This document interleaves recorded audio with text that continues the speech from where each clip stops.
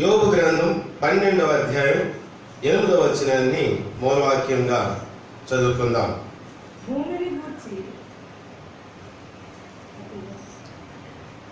12వ అధ్యాయం 7వ వచనం. ఐలను మృగములను విచారించుము, అవి నీకు బోధించును. ఆకాశ పక్షులను విచారించుము, అవి నీకు తెలియజేయును. భూమిని గురించి ధ్యానించిన ఎడల అది నీకు బోధించును. సముద్రములోని చేపలను నీకు దాని వివరించును.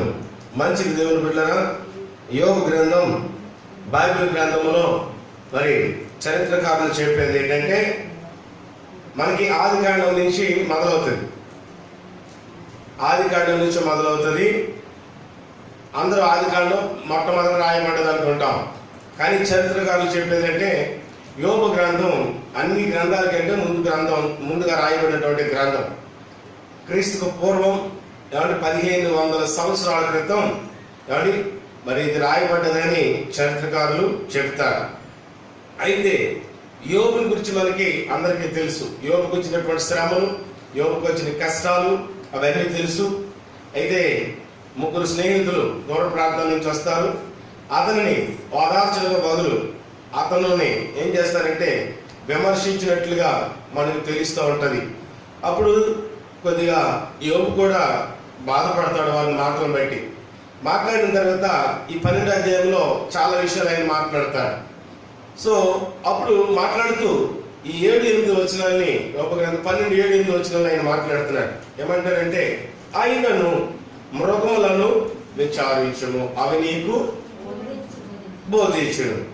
అంటే ఆయన ఏమంటున్నారంటే, మృగములు అంటే సృష్టిని ఒకసారి చూడండి. ఆ సృష్టి సృష్టిలో ఉన్నటువంటి మనకి బోధిస్తాయి, అవి మనకి తెలియజేస్తాయి అని చెప్తున్నాడు. ఎందుకంటే వచ్చినటువంటి వీళ్ళు చాలా జ్ఞానులమని, యోబు కంటే చాలా తెలివైన వారమని వాళ్ళు అనుకుంటూ యోబుకి హితోపదేశం చేస్తా ఉన్నారు. అప్పుడు యోబు తనకున్న దైవ జ్ఞానాన్ని బట్టి మాట్లాడుతున్నాడు. కాబట్టి ఈ అంశాన్ని నేను మరి ఇలా పెట్టుకున్న హెడ్డింగ్ ఏంటంటే, ఈ మాటలను బట్టి మనం అధ్యయనం చేస్తే ఈ అంశం ఏమొస్తుందంటే, మనిషి దేవునికి లోబడడం, లేదా విధేయత చూపించడం, లేదా దేవుని యొక్క పరిచర్య చేయడం అని మరి ఈ అంశాన్ని నేను మీకు దేవుని వాక్యం ద్వారా అందించాలని ఆశపడుతున్నాను. మొట్టమొదట ఎందుకు సృష్టికి మనిషి లోబడాలంటే, సృష్టిని మనం చూసినట్లయితే, ఈ సృష్టిలో ఉన్నటువంటి ప్రజలను చూసినట్లయితే, మొట్టమొదటి దేవుని బిడ్డలారా, మానవుడు చెడిపోయాడు. ఏమయ్యాడు? మానవుడు చెడిపోయాడు. అతని మనస్సు చెడిపోయింది, అతని యొక్క బుద్ధి చెడిపోయింది. అంతేకాదు అతని చుట్టూ, మానవుని చుట్టూ ఉన్న పరిస్థితులన్నీ కూడా చెడిపోయాయి. అర్థమవుతుందా? దేవుడు ఒక పద్ధతిలో సృష్టిని సృష్టించి ఈ భూమి మీద ఫలించిన వృక్షాలన్నిటినీ పెట్టి, దేవుడు మీరు చక్కగా అనుభవించిందని అవ్వ ఆదాములతో చెప్తే, దేవుడు తినొద్దన్న ఫలాలను తిని వాళ్ళు దేవుని మాటను మీరే, అంటే దేవుని మాటకు అవిధేయత చూపారు. చాలా కాలంలో పడ్డారు, తర్వాత అవిధేయులు అయిపోయారు. కనుక ఆదామును బట్టి ఈ సృష్టి అంతా ఏమైపోయింది? చెడిపోయింది. మానవుడు చెడిపోయాడు, మానవుడి ఆలోచన చెడిపోయింది, బుద్ధి చెడిపోయింది. అతను చుట్టూ ఎన్వైరన్మెంట్ పరిస్థితులు, అంటే ఈ చుట్టూ ఉన్న పరిస్థితులు చెడిపోయాయి. ఇలాంటి సమయంలో దేవుడు మరలా ఏమనుకున్నాడంటే, దేవుడు మానవుని బోధించడానికి ఇష్టపడ్డాడు. ఆయన డైరెక్ట్ గా మాట్లాడేవాడు. దేవుడు ఏం చేశాడు? డైరెక్ట్ గా మాట్లాడేవాడు. ఆదాముతో ఏం చేసి చల్లపూట వచ్చి ఏం చేసేవాడు? మాట్లాడాడు. కానీ ఏమయ్యాడు ఆదాము? దేవుని మాటకు అవిధేయత అయిపోయాడు, అవిధేయుడు అయిపోయాడు. దేవుని మాట వినడం కన్నా సాతాను యొక్క మాట అవ్వాలన వినడం నేర్చుకున్నారు. అంటే దేవుడు డైరెక్ట్ గా మాటతో మాట్లాడేవాడు. దేవునికి స్తోత్రం. ఇప్పుడు దేవునితో డైరెక్ట్ గా మాట్లాడేటువంటి ఆ పరిస్థితిని మానవుడు పోగొట్టుకున్నాడు. సో అప్పుడు దేవుడు ఆల్టర్నేట్ గా, నేను వీళ్ళతో డైరెక్ట్ గా మాట్లాడడానికి వీళ్ళు పాపం చేశారు, వీళ్ళకి నా మహిమని నేను చూపించిన వాళ్ళు ఏం చేయలేరు, తట్టుకోలేరు. కానీ ఇప్పుడు ఇలా కాదు, నేను ప్రవక్తలని ఏం చేద్దాం? ప్రవక్తల ద్వారా వీళ్ళతో మాట్లాడదామని మీ అందరికీ తెలుసు. మోషే మొదలుకొని ఎంతో మంది ప్రవక్తలు దేవుడి భూమి మీదకి పంపించాడు. మీకు బాగా తెలిసిన ప్రవక్తలు ఇర్మియా, ఎహెజ్కేల్, దానియేలు, జకరియా, ఆమోసు ఇలాంటి ప్రవక్తలు ఎంతో మందిని పంపిస్తే ఈ ప్రవక్తల్ని చాలా మంది కొట్టడం, హింసించడం, వాళ్ళని చంపడానికి ప్రయత్నం చేశారు. అంటే దేవుడు తన ప్రజలను లేదా ఆయన సృష్టించిన ప్రజలను ఆయన వైపు తిప్పుకోవడానికి ఒక ప్రవక్తలు పంపిస్తే ఏం చేస్తున్నారండి? అందుకనే యేసుప్రభు కొత్త నిబంధనలో అంటాడు, ఏంటో తెలుసా, అయ్యో అయ్యో అంటే యెరూషలేమా నువ్వేం చేస్తా, ప్రవక్తలను చంపుచ్చు, ప్రవక్తలు రాళ్లతో కొట్టుచున్నదానా, కోడి తన రెక్కల కింద ఎలాగైతే తన పిల్లలు కాస్తుందో అలాగే నేను మిమ్మల్ని కాస్తున్నాను, కానీ మీరు ఏం చేయట్లేదు, నా మాటకి లోపడతలేదు, నా దగ్గరికి రావట్లేదని బాధపడుతూ ఉంటున్నాడు. కనుక అర్థమైంది ఏంటో తెలుసా, మనిషి దేవుని మాటను, దేవుని ప్రవక్తల్ని తృణీకరిస్తున్నాడు. ఆ తర్వాత దేవుడు తన దూతలని పంపించడానికి కూడా ఇష్టపడ్డాడు. దేవునికి స్తోత్రం. దేవుడు తన దూతలని పంపించడానికి ఇష్టపడి దూతల ద్వారా ఒక సందేశాన్ని, తెలుసు కదా మీకు దూతలు ఏమండి, గబ్రియేలు, మిఖాయేలు, రఫాయేలు అనేటువంటి దూతలు ఉన్నాయి. గబ్రియేలు అనే దూత ఈ భూమి మీదకి వర్తమానాన్ని తెస్తా ఉంది. కాబట్టి ఇలా దూతలు నియమించబడి మానవుడి దగ్గర దేవుడి నుంచి మానవుడికి వర్తమానం తెచ్చేవారు. ఎంత నికృష్టంగా దిగజారిపోయారంటే మనుషులు దేవుని పెట్టారా. కాబట్టి ఒక ప్రక్కనేమో దేవుడి మాటను తృణీకరించారు, రెండోది ప్రవక్తలు చంపుతూ వచ్చారు, మూడవది కాబట్టి దేవుడు పంపిన దూతలను కూడా వీళ్ళు పాడు చేయడానికి రెడీ అయిపోయారు. ఎంత దౌర్భాగ్యం ఆలోచించండి. ఎందుకు ఈ సృష్టిని చూడండి, దానిలో నుంచి కొన్ని విషయాలు మనం నేర్చుకుంటాం అని ఎందుకు చెప్తున్నాడు? ఈ సృష్టిలో పరిస్థితులు ఎలా ఉన్నాయి, కాబట్టి మానవులు ఎలా ఉన్నాడు, జంతువులు ఎలా ఉన్నాడు చూడండి, అవి మీకు బోధిస్తాయి అని చెప్పి చూడండి. ఆదికాండంలో మనం చూసినట్లయితే 18, 19 అధ్యాయాల్లో మనం చూస్తాం. లోతు దగ్గరికి దేవుని యొక్క దూతలు వస్తాయి. లోతు దగ్గరికి దేవుని యొక్క దూతలు వస్తే ఆ ఊరి వారు సొదొమ గొమొర్రా మనుషులు బహు ఘోరమైన దుష్టులను, పాపులనై ఉన్నారు. వాళ్ళు ఏం చేస్తున్నారు తెలుసా? లోతు దగ్గరికి వచ్చి, ఓయ్ ఈ రాత్రి నీ దగ్గరికి ఎవరో వచ్చారు కదా, వాళ్ళని మా దగ్గరికి పంపించు, మేము వాళ్ళతో ఏం చేస్తాం, శయనిస్తాం, వాళ్ళని కూడతాం అని చెప్పి దేవుని బిడ్డలారా ఆ 19వ అధ్యాయంలో మాట్లాడుతూ ఉంటే అప్పుడు దేవదూతలు ఏం చేస్తారు తెలుసా? అక్కడ చీకటిని కలిగజేసి ఆ యొక్క మరి లోతు యొక్క మరి ఇంటి యొక్క తలుపులు వేసేస్తాయి. దేవునికి స్తోత్రం కలుగునుగాక. నేను ఎందుకు ఈ అంశాన్ని మీకు గుర్తు చేస్తున్నాను తెలుసా? మానవుడు ఎంత దిగజారిపోయాడో ఆలోచించండి. కాబట్టి పరలోకం నుంచి డైరెక్ట్ గా వచ్చినటువంటి దూతలనే, దేవుని యొక్క దూతలను ఏం చేయడానికి ఇష్టపడుతున్నారు? అక్కడ లోతు అన్నాడు, అయ్యలారా ఇంత పాతకం కట్టుకోకండి, వాళ్ళు అతిథిగా నా దగ్గరికి వచ్చారు, వాళ్ళు అతిథులుగా నా దగ్గరికి వచ్చారు, వాళ్ళని మీరు పాడు చేయడం మంచిది కాదు, అవసరమైతే పెళ్లి కాని కుమార్తెలు నాకు ఉన్నారు, వాళ్ళని మీరు పాడు చేయండి అంటున్నాడు. వాళ్ళతో మీరు శయనించండి, కానీ ఇలా చేయడం అనేది ఏమాత్రం కూడా మంచిది కాదు. అంటే తన బిడ్డల్ని తో పాపం చేయడం అనేది అక్కడ రైట్ అని నేను చెప్పట్లేదు. కాకపోతే వచ్చినటువంటి అతిథుల్ని, దేవుని యొక్క దూతల్ని పాడు చేయడం, ఏమండి వాళ్ళతో కొడుతామని చెప్పడం మంచిది కాదని అక్కడ లోతు యొక్క సారాంశం, ఉద్దేశం. కానీ దేవుని బిడ్డలారా ఆలోచించండి, ఎలా దిగజారిపోయాడు మనిషి చెప్పండి. దేవుని మాటకి అవిధేయుడైపోయాడు. రెండవది దేవుని ప్రవక్తల్ని చంపుతాకు తయారైపోయారు. మూడవది దేవుడు పంపించినటువంటి దేవుని యొక్క దూతల్నే పాడు చేద్దామని తయారైపోయాడు. అంటే ఆ మానవుడు మరి పరిస్థితి, మానసికమైన పరిస్థితి ఎంత దౌర్భాగ్యంగా, ఆధ్యాత్మికమైన పరిస్థితి ఎంత దౌర్భాగ్యంగా అయిపోయిందో ఆలోచించండి. ఎంత దౌర్భాగ్యంగా దిగజారిపోయాడు మనిషి అండి. మనిషి పాపంతో నిండిపోయాడు అండి. మానవుడు ఏం చేస్తున్నాడు? పాపంతో నిండిపోయాడు. కానీ ఎలాంటి పరిస్థితులు జరుగుతున్నాయి కనుక సృష్టిని విచారించండి రా బాబు. సృష్టిలో జంతువుల్ని, మృగములను విచారించు, అవి నీకు బోధించును. మృగాలంటే ఏమిటని అంటే దేవుని బిడ్డగా మనుషుల్ని చంపుకు తినేవి. మృగాలంటే ఏంటి? మనుషుల్ని భక్షించేవి, చంపుకు తినేవి. సింహము, పులి, ఎలుగుబంట్లు ఇలాంటి వీటన్నిటిని కూడా మృగాలంటారు. ఈ మృగాలు ఎదురుపడితే ఏమవుతుంది? హాయ్ అని చెప్పి వెళ్ళిపోతే మనకి చూసిన వెంటనే మీద పడి పీక పట్టుకుని రక్తం పీల్చి చంపేస్తాయి. మీరు చూస్తారు, నేషనల్ జియోగ్రఫీ డిస్కవరీ ఛానల్లో చూపిస్తూ ఉంటాడు. అండ్ వాడికి రక్తం చాలా ఇష్టం, మాంసం చాలా ఇష్టం వాటికి. కనుక మనిషి చంపితే, మనిషి కనబడితే చంపేస్తాయి అవి. అలాంటి వాటి దగ్గరికి వెళ్ళండి, మృగములను విచారించుము, అవి నీకు. ఇప్పుడు మృగం దగ్గరికి వెళ్ళి, సింహం దగ్గరికి వెళ్ళి, సింహమా నాకేమైనా బోధించవా అని అన్నావు అనుకో, అది నీకేం బోధిస్తుంది? ఒక్క పాటను వదిలి మనల్ని ఏం చేస్తుంది? కనుక అలాంటి సింహాలు ఏమైనాయో, ఎలా లోబడ్డాయో నేర్చుకోండి రా బాబు. దానియేలు గ్రంథం మనం 6వ అధ్యాయంలో చూసినట్లయితే 16 నుంచి 24 వచనాలు ఏమండి, నేను మరి అక్కడ చదవడానికి సమయం లేదు. దానియేలు గ్రంథం 6వ అధ్యాయము 16 నుంచి 24 వచనాలు మనం చూసినట్లయితే, అంతట రాజు ఆజ్ఞేయగా పంట్రోతులు దానియేలును పట్టుకొని పోయి సింహాల గృహలో వినండి, సింహాల గృహలో పడదోసారట. ఎందుకు గుహలో ఎందుకు వేశారు ఏమండి? దానియేలుని సింహాల గుహలో వేయడానికి కారణం ఏంటి? రాజుకు బదులుగా ఎవరిని, రాజును ఆరాధించడానికి బదులు ఎవరిని ఆరాధిస్తున్నాడు? తన దేవుడైన యెహోవాను ఆరాధిస్తున్నాడు.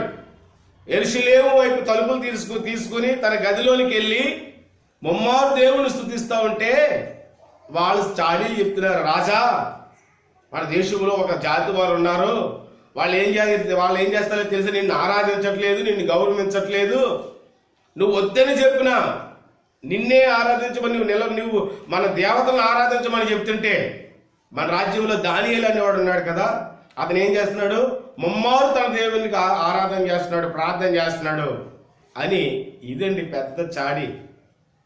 ఏంటంటే రాజు దగ్గరికి తీసుకెళ్ళేటువంటి ఏంటి చాడీలు, ఏంటంటే పితూరాలు ఏంటి?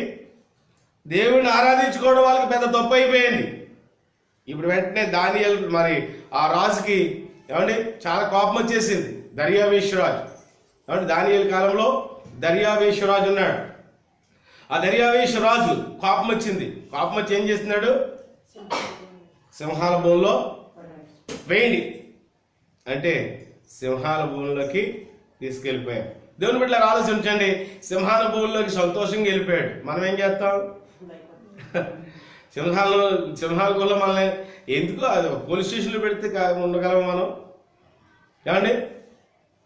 అలాంటిది సింహాల భూమిలో తీసుకెళ్ళిపోయేది ధైర్యంగా వెళ్ళిపోయాడు. ఏమో భయపడ, తను చేస్తున్న తప్పలేదుగా, తన పరిశుద్ధత పాడు చేసుకోలేదు కదా, తన అపవిత్రమైన కార్యాలు చేయట్లేదు కదా, పాపంతో లేడు కదా, ఏమి చేయదు, నాకేం జరగదని నేను ఆశ లోపల ఉండుంటది ఖచ్చితంగా. వేసిన తర్వాత రాత్రంతా దర్యావేషు రాజుకి నిద్ర పడతలేదట. దేవుడికి స్తోత్రం. ఎందుకు నిద్ర పడతలేదు? దానియేలు యొక్క యథార్థతను బట్టి. దానియేలు ఎంత మంచోడో రాజుకి తెలుసు కనుక ఆ తెల్లవారుజామున వచ్చేసాడు గుహ దగ్గరికి. రాజు ఏమంటాడు? తెల్లవారుజామున వచ్చేసి చదవండి. తెల్లవారుజామున రాజు వేగిరమే లేచి సింహాల గుహ దగ్గరకు త్వరపడిపోయాను. అతడు గుహ దగ్గరికి రాగానే దుఃఖ స్వరముతో దానియేలును పిలిచి, జీవము గల దేవుని సేవకుడు అయిన దానియేలు, నిత్యము నీవు సేవించుచున్నా నీ దేవుడు నిన్ను రక్షింపగలిగినా అని అతనిని అడిగాను. అందుకు దానియేలు, రాజు చిరకాలము జీవించును గాక, నేను నా దేవుని దృష్టికి నిర్దోషినిగా కనబడితిని గనుక ఆయన తన దూతను పంపించి సింహము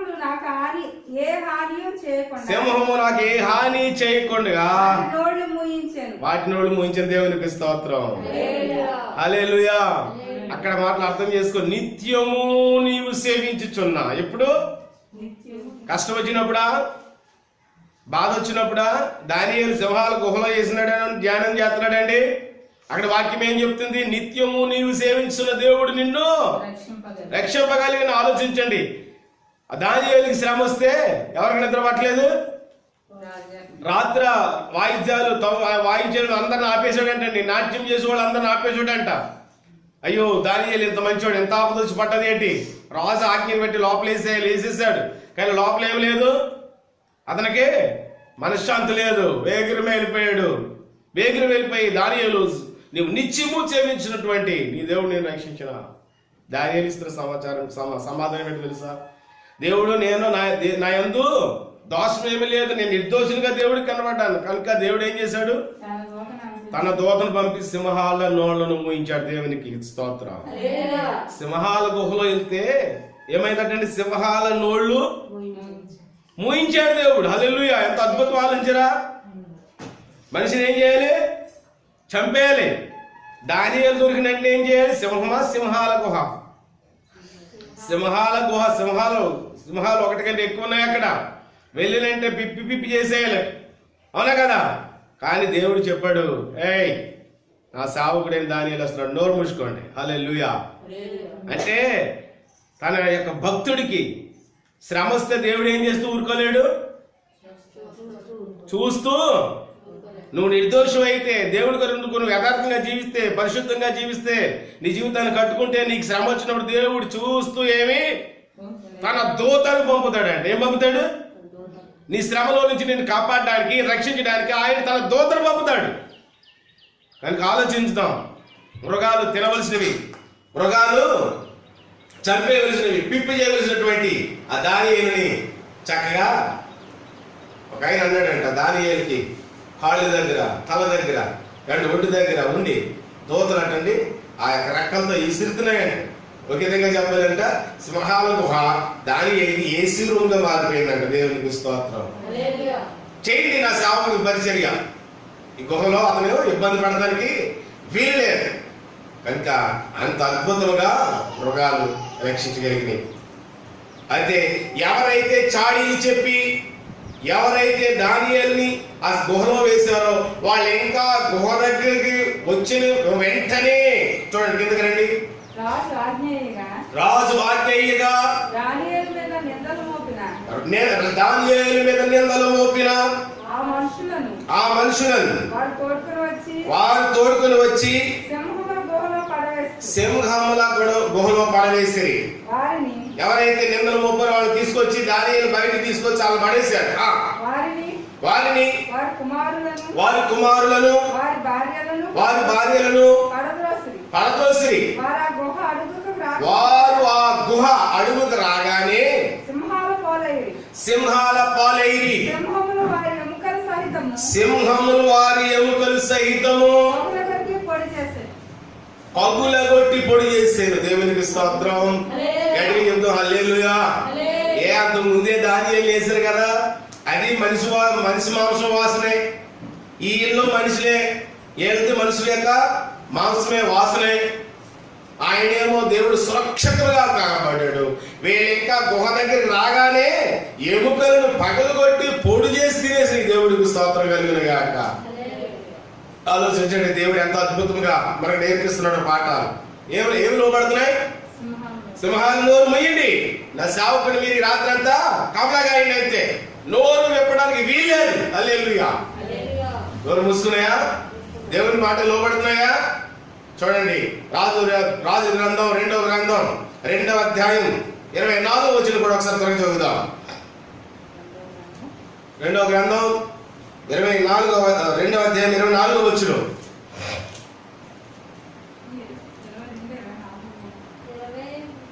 రెండవ గ్రంథం 2వ అధ్యాయం. అతడు వెనుకకు తిరిగి వారిని చూచి యెహోవా నామమును బట్టి వారిని శపించెను. రెండు ఆడు ఎలుగుబంటిలు అడవిలో నుండి వచ్చి వారిలో 42 బాలులను చీల్చివేశాను. దయచేసి గమనించండి. ఎలీషా అనే ప్రవక్త ఆ యొక్క పర్వతం మీదకి ఎక్కి వెళ్తున్నాడంట. వెళ్తూ ఉన్న సమయంలో అక్కడ ఆకతాయి కుర్రోళ్ళు ఉన్నారు. ఆకతాయి కుర్రోళ్ళు ఏమన్నారు తెలుసా? బోడివాడ ఎక్కుకుపో, బోడివాడ ఎక్కుపో అన్నాడు. బోడివాడ ఏంటి? బట్టపుర్రాడా బట్టతలవాడా? బోడివాడ అంటే అందునా తల లేకుండా ఉండొచ్చు బహుశా. బోడివాడ పో, ఎక్కిపో, ఎక్కని వేలాకాలం చేస్తా ఉంటే ఆ భక్తుడు శపించాడు. శపించొచ్చా?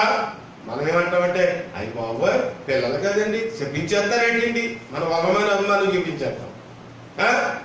పిల్లల్ని ఏమనకూడదండి, జాగ్రత్తగా చూసుకోవాలండి. మరే ఒక ప్రవక్త ఎందుకు శపించాడు? బోడివాడు అంటే ఏమైపోయింది ఏమండి? బోడివాడు అంటే ప్రెస్టేజ్ ఏమైపోయింది? ఎందుకు శపించాడు? అక్కడ ప్రవక్తని శపిస్తారా? ప్రవక్తని వెలకాలం చేస్తారా? ఒక ప్రవక్తని వెలకాలం చేస్తే ఏమవుతుంది? దేవుని యొక్క శక్తి ఏంటో రుజువు చేశాడు అక్కడ. దేవునికి స్తోత్రం. చూడండి, ఎలుగుబట్టి ఇచ్చింది, అది కూడా తినేస్తుంది మనుషుల్ని. 42 మందిని తక్కువ నుండి ఆల్మోస్ట్ హాఫ్ సెంచరీ 50 మందిని 42 మందిని చీల్చేసేయటండి. ఆలోచిస్తున్నారా? దేవుని మాటకి లోపడుతున్నాయి. ఎవరి మాటకి? దేవుని మాటకి. సింహాలు లోపడుతున్నాయి, ఎలుగుబొట్లు లోపడుతున్నాయి, సృష్టిలో చాలా లోపడుతున్నాయి. గాడిద లోపడుతుంది అండి. బిలాముతో మాట్లాడుతుంది గాడిద. ఏం మాట్లాడుతుంది?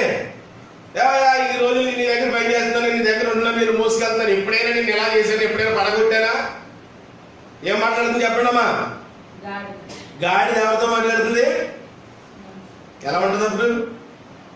ఈటెక్కిపోతుంది కదా గాడిద. మరి అప్పుడు దాకా గాండు గాండు అరిసేది, ఇప్పుడు మాట్లాడితే ఎలా ఉంటుంది? ఎప్పుడైనా మాట్లాడిందంటారా బిలాముతోని? బిలాము దేవుడు చెయ్యొద్దన్న పని చేయడానికి వెళ్తున్నాడు. నా ప్రజలైన ఇశ్రాయేలును దీవించంటే ఆ మోయాబీయులు మాట పెట్టుకుని దేవుని ప్రజలను శపించడానికి వెళ్తున్నాడు. దేవుడు చెప్తుంటే వినట్లేదు. దేవుడు అన్నాడు వెళ్ళి అన్నాడు. వెళ్ళి చూడండి, దేవుడు చెప్తాడు, చెప్పినప్పుడు కనుకుండా పదే పదే నేను వెళ్తాను ప్రభా, నాకు కావాలి ప్రభా, నేను చేస్తాను ప్రభా, నీకు ఇష్టం అంతే ఇచ్చేస్తాను నీకు, తర్వాత నువ్వే నష్టపోతావు. అర్థమవుతున్నావు? బిలాము దేవుడు అంటున్నాడు వెళ్ళొద్దు, నా ప్రజల్ని ఏమని శపించడం? నేను శపించలేదే, దేవుడు శపించలేదే, ఏమని శపించగలుగుతావు? అలా నా ప్రజలు నా సొత్తు, ఎవడో మాట విని వాళ్ళని బట్టి నువ్వు నా ప్రజలను శపిస్తావు, వద్దు అంటే మరలా వెళ్ళాడు. ఆ రాత్రి మరలా సోదు తెచ్చారు, పట్టుకుని మళ్ళా వాళ్ళు తెచ్చారు. అది పట్టుకుని మళ్ళా వెళ్ళి అర్పణలు అర్పించి అక్కడ ఏం చేస్తాడండి? మరలా చెప్పించమంటావు ప్రభా, నీకు అక్కడ సరదాగా ఉంది కనుక నువ్వేం చేస్తావు తెలుసా? వెళ్ళు, ఆ బాలాద్రాజు చెప్పినట్టు వాడితో వెళ్ళు అని చెప్పి విచిత్రం ఆలోచించండి. వింటున్నారమ్మా? దేవుడు వెళ్ళమని ఏం చేస్తున్నాడు? దేవుని యొక్క దూతని ఏమంటే వెళ్తున్నాడు, బిలాము వెళ్తున్నాడు, గాడిద మీద వెళ్తా ఉంటే యెహోవా దూత ఖడ్గం పట్టుకుని ఇలా ఎదుర్కొంటూ వస్తుంది ఆ గాడిదకి బిలాముకి. ఎప్పుడైతే ఆ గాడిద చూస్తుందో దాని నేత్రాలు తెరవబడ్డాయంటండి. వెంటనే ఇలాగని ఏమైందండి? బిలాముని పడగొట్టేసింది. అక్కడ ఇరుగ్గా ఉందట ఆ ప్రదేశం. వెంటనే బిలాము కోపం వచ్చేసింది. ఏంటి విపరీతమైన ఇలా ఎందుకు చేస్తావు నువ్వు అని అంటే అప్పుడు గాడిద అంటది, నేను నీ దారినైనా నాటి నుండి ఎప్పుడైనా ఇలా చేశాను, నేను తిరగబడ్డానా?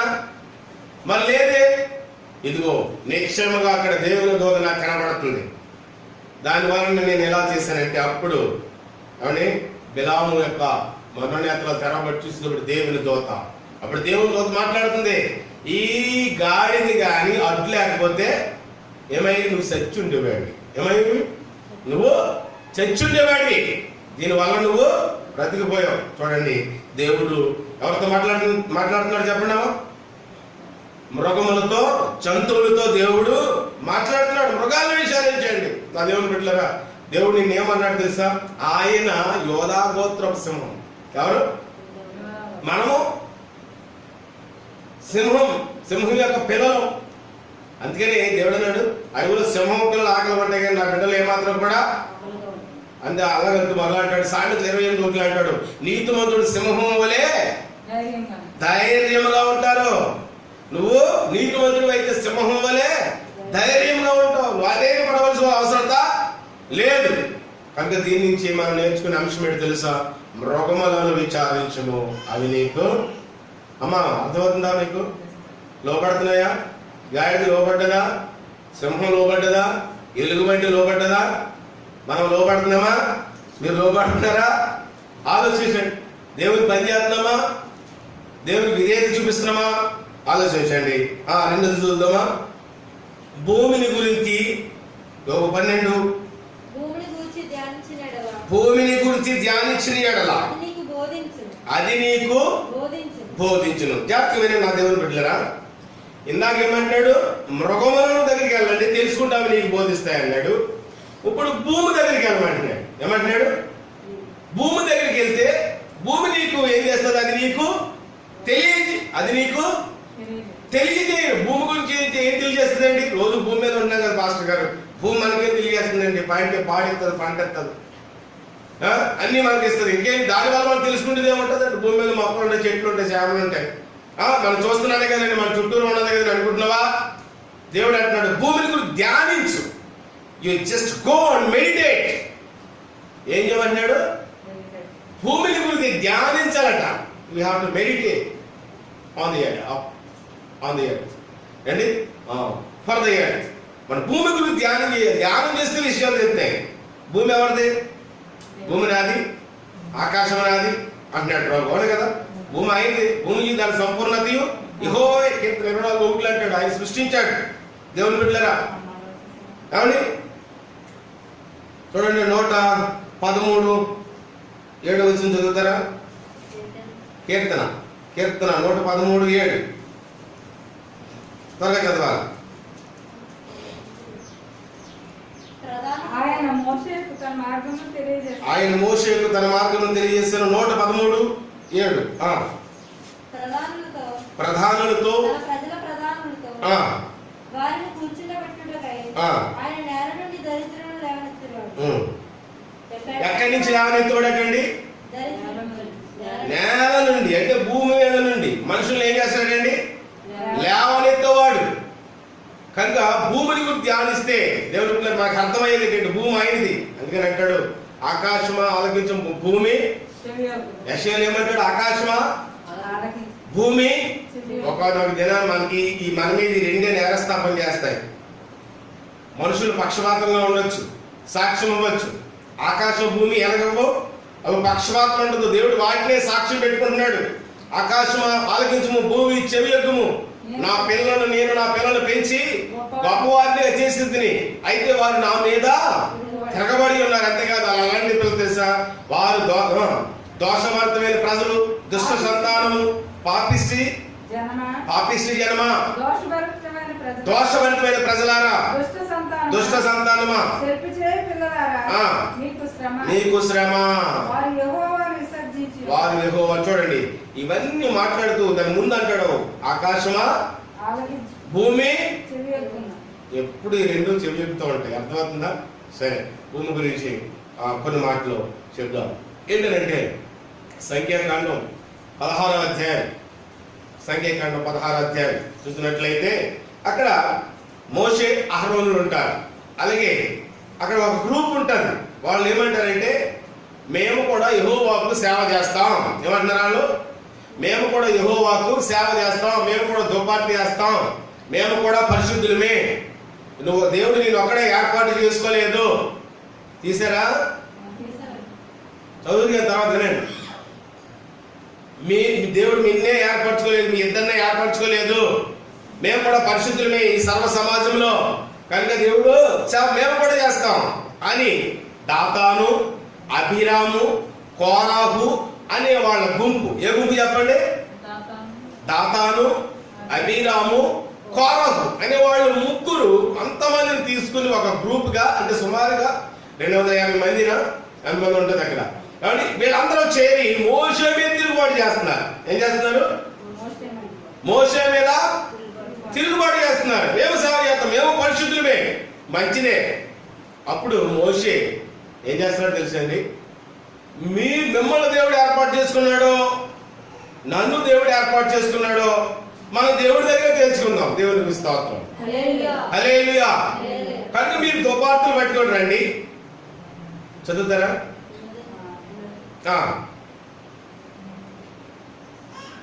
మోషే ఆ మాట విని సాగిలపడెను. దేవునికి స్తోత్రం. ఇక్కడ ఒక అంశం నేర్చుకోండి.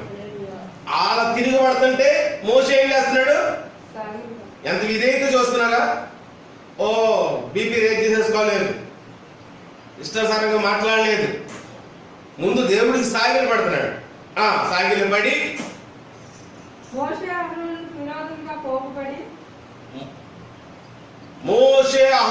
విరోధముగా పోగుపడి మీతో మాకు పని లేదు, ఈ సర్వ సమాజములోని ప్రతివాడు పరిశుద్ధుడే, యెహోవా వారి మధ్యన వారి మధ్యన ఉన్నాడు. యెహోవా సంఘం మీద మిమ్మును మీరు ఎలా హెచ్చించుకొనుచున్నారు? మోషే ఆ మాట విని సాగిలపడిన. దేవునికి స్తోత్రం. ముందు నుంచి వెనక్కి వెళ్ళారు, మళ్ళా నేను కనిపించవడానికి. మోషే సాగిలపడ్డాడు. ఎప్పుడైతే వాళ్ళు తిరగబడ్డారో, సారాంశం నేను చెప్పేశాను కదా, తిరగబడ్డారో మోషే ఏం చేస్తున్నాడు? సాగిలపడి. అప్పుడు చదవండి. అటు తర్వాత అతడు కోరాహుతోను వారి సమాజముతోను ఎట్లా నేను తనవారు ఎవరు? పరిశుద్ధులు ఎవరు? దేవునికి స్తోత్రం. రేపు యెహోవా తెలియజేస్తాడు. కనుక ఏం చేస్తారు తెలుసా? మిమ్మల్ని మీరు వాళ్ళ నుంచి ప్రత్యేకపరచుకోండి, వాళ్ళు ప్రత్యేకపరచుకోండి, రండి అని చెప్పిన తర్వాత దేవుడితో మాట్లాడుతూ దేవుడితో అంటాడు, మాట్లాడతాడు. చదవడానికి సమయం లేదు. ఏమండి, దేవా యెహోవా, ఇదిగో వీళ్ళ తిరగబడుతున్నారు, నీవు నన్ను ఏర్పాటు చేసుకున్నావో వీళ్ళని ఏర్పాటు చేసుకున్నావో నీవే తెలుసు అని చెప్పినప్పుడు దేవుడు మోషే యొక్క మాట విని, అప్పుడు మోషే ఇంకో మాట అంటాడు, ప్రభువా, ఈ లోకంలో ఎప్పుడు ఎన్నడూ లేనటువంటి ఒక వింత పుట్టించంటాడు. దేవునికి స్తోత్రం. ఎప్పుడు ఎన్నడూ ఇశ్రాయేలు ప్రజలు కానీ ఈ భూమి కానీ వినట్టు ఒక వింత పుట్టించి వీళ్ళని ఏం చేస్తావు, నువ్వేం చేయాలనుకుంటావు అది చెయ్యి అన్నప్పుడు దేవుని బిడ్డలారా, దేవుడు భూమికి ఆజ్ఞాపిస్తాడు. దేవునికి స్తోత్రం. భూమి నెల విడిచి 31:2 ఇప్పుడు సంఖ్యాకాండం 16:31. అతడు ఆ మాటలు దేవునితో మాట్లాడవలసినవన్నీ చెప్పి చాలించిన తర్వాత క్రింది నేల విడిచాను.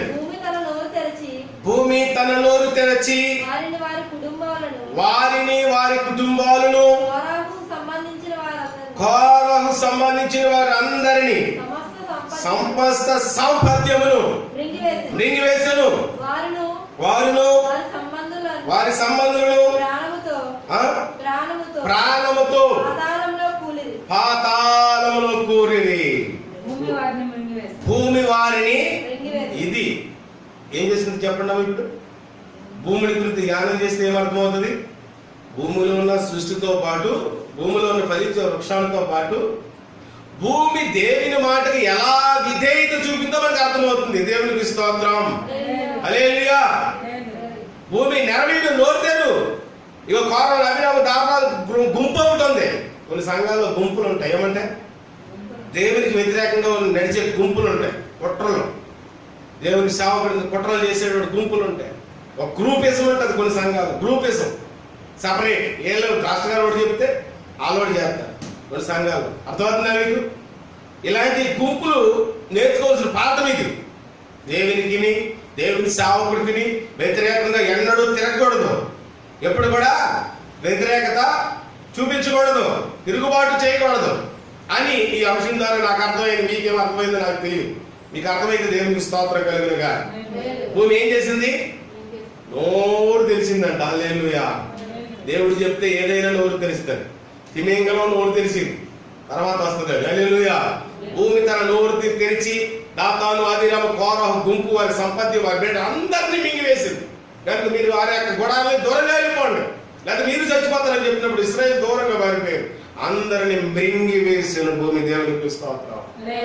భూమిని గురించి ధ్యానం చేస్తే ఏమర్థమవుతుంది? భూమి కూడా దేవుని యొక్క మాటకు లోబడతా ఉంది. కనుక ఈ మధ్యాహ్న సమయంలో నేను దేవుని మాటకు లోబడే వారముగా ఉన్నామా? మృగాలు లోబడినట్టుగా, భూమి లోబడినట్టుగా మనం దేవునికి లోబడి దేవుని పరిచయం చేయాలి. ఏం చేయాలి? దేవుని విధేయత చూపాలి. ఆ విషయాన్ని నేర్చుకుందాం. దేవుడి కొద్ది మాటల్ని దీవించి ఆశీర్వదించిన గాక. ఆమేన్.